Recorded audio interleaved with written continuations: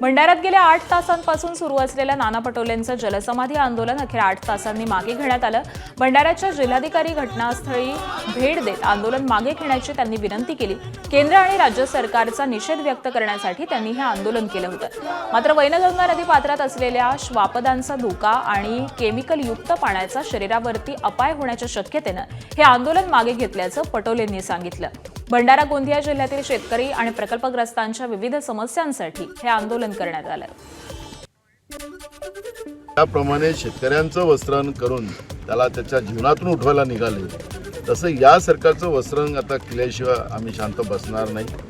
एक आम्ही संदेश या निमित्तानं दिलेला आहे, तुम्ही जितका त्रास आम्हाला दिलात त्या त्रासाचं एक एक क्षण, या एक एक क्षणाचा हिशोब महाराष्ट्राच्या विधानसभेत घेण्याचा एक संकल्प आणि लोकसभेमध्ये आमचे खासदार साहेब त्यांनी घेतलेला आहे। आणि आम्ही या सगळ्या शेतकरी विरोधी धोरणाचा भारतीय जनता पार्टीच्या राज्य आणि केंद्रातल्या सरकारचा आम्ही निषेध करतो।